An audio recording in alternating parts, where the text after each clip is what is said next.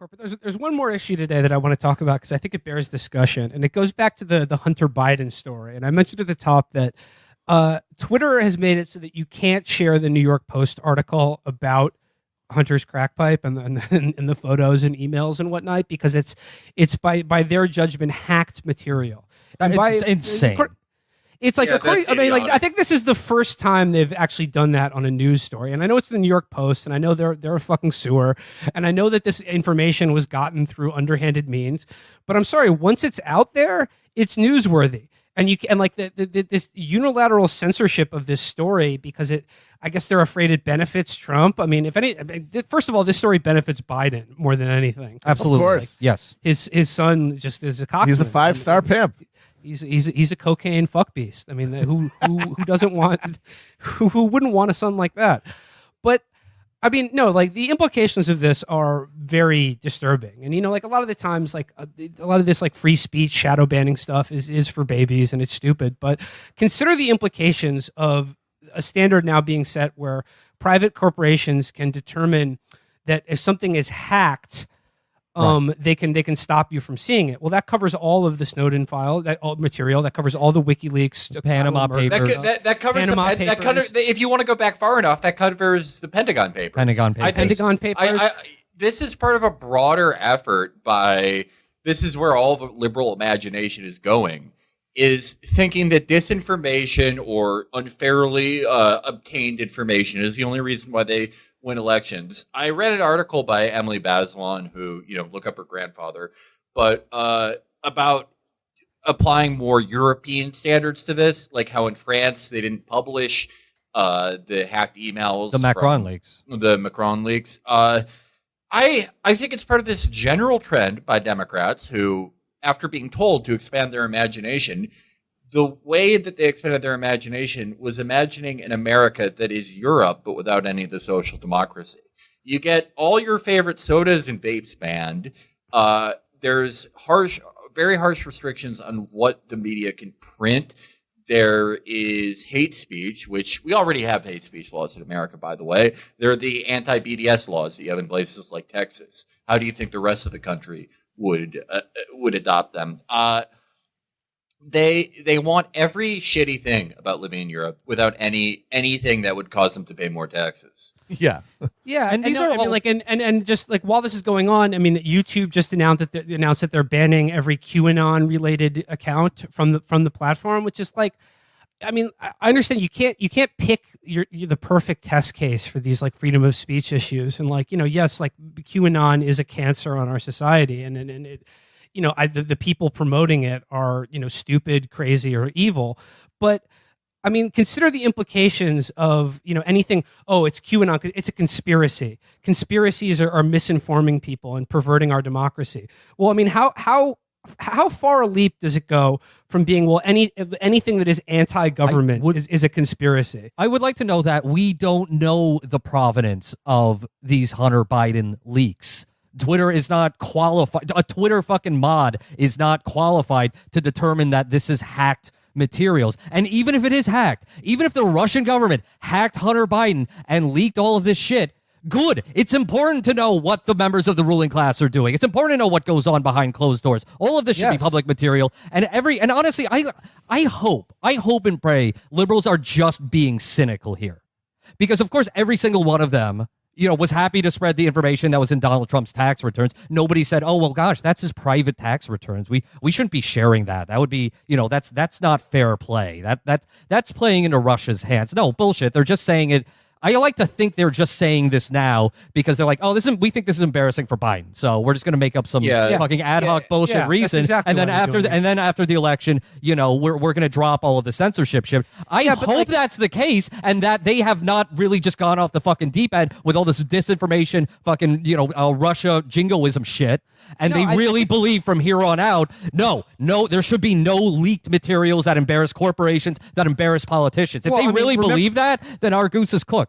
They do. I mean, it's both. I mean, look at the way Obama, how ruthlessly he prosecuted whistleblowers. Under his administration. I mean, they do believe this, and like the idea is whether they're just being cynical to hey, look, everyone's got to play dirty in election. Like there's no fucking bonuses for playing by the rules. If they bring a knife, you bring a gun, et cetera, et cetera. I understand there's a certain logic to that, but ultimately it doesn't matter because you are enabling a new standard of like corporate. A corporate and state model of censorship whereby it will be 1000% directed at you, or not you meaning like rich Democrats and fucking like politicians and shit like that, but any source of information that like people in power don't want you to know about or see. It will just be marked as a conspiracy theory or misinformation or hacked documents, or just that's a no, and they'll just disappear it from the internet. I mean, that's where we're going. I have seen. I mean, we're already there, but like, I mean, they'll just be even more open. Right. I have seen Democrats turn into Bush era Republicans in every conceivable way. Oh my God, the Michigan governor thing? I was about to say last week. I remember this in 2006 and 2007 when their fortunes were flagging. They would, get some mentally disturbed Muslim teenager, have 5 FBI agents ask him or her if they wanted to blow up the Brooklyn Bridge, and then call a press conference saying that they saved New York again. They finally thought of a plot that can appeal to left liberals. Yeah. And Yep. For everyone who's saying "I told you so," for everyone who wants to expand the fucking definition of terrorism, like that solves a goddamn thing, but gives the FBI more funding and more funding to eventually come down on you. You have the memory of a fucking goldfish. They have learned absolutely nothing. Yeah, absolutely nothing. Now with their obsession with misinformation or hacked materials, this is the same fucking thing I heard during the Iraq War. You can't publish absolutely. This makes us look bad. This is manipulated. Don't put it out there. Oh, you don't want to hurt our country, right? You would never do that. And like the plot to fucking kidnap the governor of Michigan is a perfect fucking example of this. I mean, this is like, this is our Richard Jewell episode, like played out once again in front of all of our eyes. I mean, yes, the people who are in these like wannabe militias who fucking love carrying guns and fantasizing about overthrowing the state. Again, you can't pick your perfect fucking subject or victim of fucking state overreach here. I'm sure they have many odious political views, and I would wish to see them disempowered politically or in other ways. But the idea is that, like, I know this is their defense attorney, but in court, I mean, they have said that the most active member of this plot was an FBI informant. The guy who facilitated and tried to carry out this plot, which, by the way, even at the most advanced stages of planning, involved them rowing her out on a boat into Lake Michigan and leaving her there. It was never going to happen. It was never going to fucking happen. At one point, it's like in an email, they're talking about like, all right, we're going to do this. We're going to need an expert operations manager and a communications and tech guy. It's like, to do this plan, we'll need people with actual skills and abilities. Do we know anyone like that? Yeah, that was amazing. It was so Always Sunny. It was just like, do we know anyone? Do we know anyone who's legally allowed to drive? No? Okay. Gentlemen, I put together a world-class team here. First up, my uncle. Second up, a guy I met on 8chan. Yeah, these idiots put out like a Craigslist ad that was like, "Are you a member of SEAL Team 6? Want to come? Are you a bad enough dude to kidnap the governor?" Yeah, it was never going to fucking happen. I love the people. I loved like the extremism experts who said, one of their plans was to start the Civil War. And it's like, yeah, they were real fucking close there. They were real fucking close. They were really going to do it. Thanks, man. But also like this idea that essentially like the crime here is, and like, and I don't sympathize with these shitheads in any degree outside of their lives being completely destroyed by the federal government in a phony fucking like terrorism incident that they're doing as basically a false flag operation.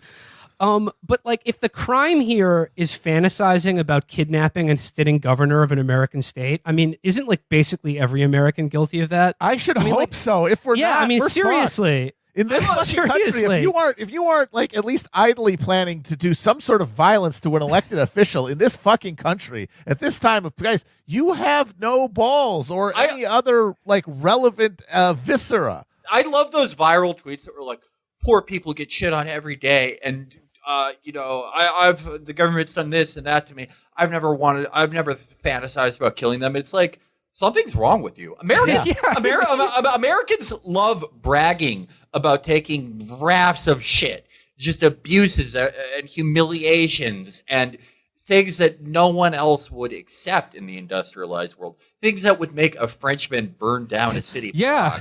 And then bragging about how little they do. I saw this viral post that was like, I waited in line to vote for 8 hours. I don't want to hear any excuses. It's like this person is mad at the hypothetical person who can't do that more than they are at anything having else, to anyone fucking that do calls that. them this.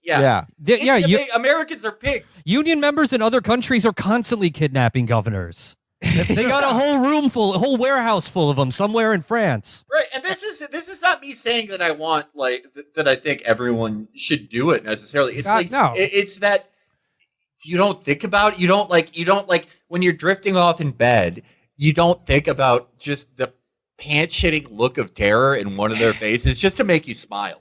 Like and a little bit. Also, some people would respond to this. They'd say, "Hey, this is very white privilege take you're having because there's a lot of minorities who like the state is so quick to exercise violence if they see any sort of revolutionary agitation from minorities that minorities essentially don't have the luxury of having those feelings." But I'd say if that's true, and I think it is to some extent, that's a fucking crime that was taken from you. Yeah, you should be proud of it. You should be proud that you've lost revolutionary fucking ability because of the horror of the fucking state we live in. You should be like, hey, how about we rebuild it? Instead of patting yourself on the back that voting for Joe fucking Biden is enough for you in this fucking country. I will never tell you what to do. I'm not going to tell you go out and kidnap the governor to impress me. Please don't. Please actually don't do that. Officially, our position on that on the show is don't do that. Don't do that. That will not impress us. We'll make fun of you if you do that. We will think you're cringe. We will say you're cringe. I am no Jodie Foster. But Felix will not play Fortnite with you if you kidnap a governor. CS:GO though, yes, I play that. Don't say that. No, don't say that. No, joke, parody. Okay, parody. But you should at least have some jokes with your friends. Yeah. Don't do it on Twitter. They'll tell the feds. But do not add us in your own. Do not add us, sir. If it is terrorism, to just in your own heart of hearts and your own personal little fantasy, think how funny it would be to put Andrew Cuomo in a dunk tank over a fucking like a simmering pot of mango jewel gel.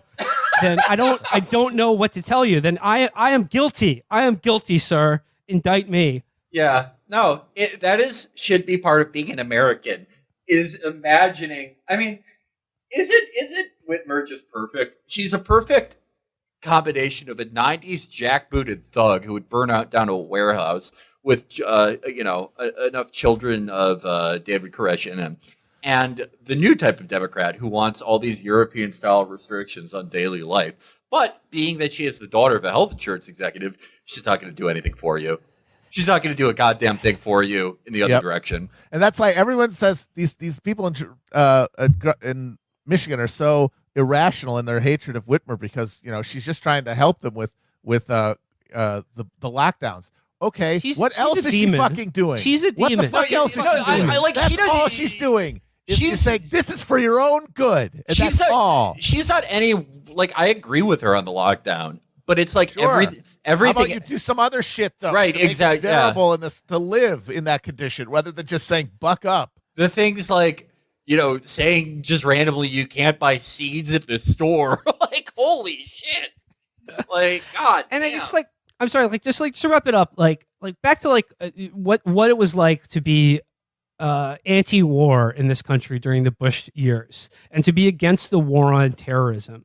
And just from the moment the towers fell, to have been deeply weirded out and rightfully disturbed by this rapid just fucking rush to war, that we are at war now, with terrorism, and instead of this idea that anyone who said that, hey, maybe we should investigate this as a crime and sort of proceed with the prosecution and sort of public accounting of learn the to live with people, it, as some people would say. Yeah. Was condemned as a traitor, right? And any liberal who got on TV and questioned George W. Bush was a terrorist sympathizer. If you suggested that terrorists were anything other than evil criminal masterminds, that you were complicit in their evil acts. Every time you go on a fucking trip and you watch some drooling fucking idiot shoot X-rays through your body and then grope your son or daughter, knowing that we only have to do this because we have to have this forever war, that you were an asshole for questioning. You were a fucking asshole if you questioned it back then, like Will's talking about.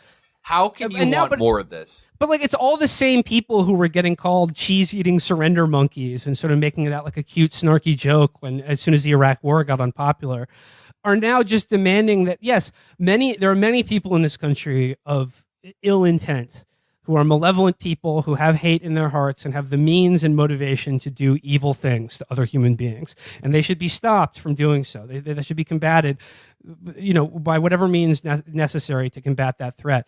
But they are not all, terrorism is like, how about they're just criminals? How about they're just criminal sociopath assholes that can be dealt with in a way that doesn't involve demanding that every anti-government thought or every bit of anger, justified or unjustified, now becomes terrorism that we have to deal with the way we have dealt with terrorism in the past, which is going to war against it, shredding our Bill of Rights, and fucking just flushing this fucking country down the toilet. Well, one of the big reasons is because if it's not political, if it's not about using going in with like a dowsing rod to where political anger is and trying to stir it up, if that's not how what you're provided by the screen of terrorism, if you have to treat it like real crime, it's much harder to fucking actually do. It's a shittier job if you're the cops. You can't just walk into a bar and be like, "Hey, does anybody feel like committing a murder?" And then that's the only way that you can find out if people want to do murders. But if it's terrorism, then you can just get somebody in wherever anybody is the most fanatical, the most loose in their shoes, the most maybe unhinged, and just talk them up until they come around to doing it. And or not even doing it, just saying they're going to do it, which just becomes as bad a crime in the public imagination as an actual murder would be. And it's easy to sort of look the other way because the targets this time seem to be right wing chuds. But do you know how often this kind of shit happens to environmental activists all the fucking time? They have decimated anti-free trade activists or people who protest slaughterhouses and stuff. They have decimated the lives of people in the animal rights movement for this. They have decimated the lives of environmentalists. Robert Mueller, that was a big one of his things, was going after eco-terrorists. Eco-terrorism. That was the FBI's top priority before 9/11. They burned a fucking parking lot filled with SUVs with no one inside them, and that was terrorism. And it's just if you don't see how fucking easily this is going to get turned on the left wing or even progressive activism, you're out of your fucking mind. You're digging your own grave right now. And I'll just say this is that if Biden gets in there and the Democrats are in charge and they govern the way that it gives it every impression appears to be the way that they will, then there's going to be a whole lot of fucking pissed off people in this country, and man, it's going to be such easy pickings to take all these liberals who are so horrified by the encroaching jackboot of Trump and all of a sudden decide that, hey, these institutions like the FBI and fucking ICE or whatever, they're on my side. They're protecting me from the scary, mad MAGA people who want to do a coup against our, he's not great, but he's doing what he can, president. Yeah, I've already seen it. During one of the first idiotic Eamon Bundy things, I saw people who write for major publications who have their name and their picture and everything up there demand that a Hellfire missile incinerate all these people. I think these guys are annoying shitheads too, but Jesus Christ, you want to kill 50 people. Yeah. What the hell is wrong with you? I think what might happen? We might finally get an end to the disproportionate use of police violence against black people in this country. We might solve that by just applying more violence to white people and equalizing things. Law and Order under Biden goes hard on white people, and all of a sudden there's a proportional number of black people getting shot by the cops to their percentage of the population. Right, it never goes down. Yeah, just everyone gets it. Well, that's like that thing where you say oh, why don't you call the Whitmer thing terrorism? It's like, that's what we're doing. We want it. We want more things to be terrorism. Yeah, Let's live under martial law all the fucking time. Yeah. No, I want less things to be called terrorism. I want less counterterrorism units. I want less broad powers of the government jackboots. I want them to have less powers against Muslims. I want them to have less power against black people. I want them to have less power against goofy fucking white people who even annoy you or me. You either believe in if you want to talk about precedent, you either believe in this or you fucking don't. You don't get to pick and choose. That's the fantasy, is that somehow we're going to be able to whittle this monstrous, this beast, this awful thing called like the federal police authority. We're going to whittle it into just using its evil. I mean, it's just a thing that does oppression. That's what it does on behalf of power. But we're going to make it direct that somehow and have it only get bad people without getting rid of any of the underlying institutions that generate a machine of just fucking oppression. And every force that you can pick out that the jackboot has to exist for inside the country, whether it's Islamic extremism or Nazism, all those forces, all those things that, whether you're on the right or left, you say this needs to exist. We need to expand their definition of terrorism. We need to go after everyone. We need to suspend even the sliver of civil liberties we have left. The American empire is funding every single group you're afraid of overseas in every corner of the world. You're afraid of white nationalism. You're afraid of white identity extremism. Well, let's talk about Ukraine. Yeah. Whenever there's a use for these things, the American empire finds a use.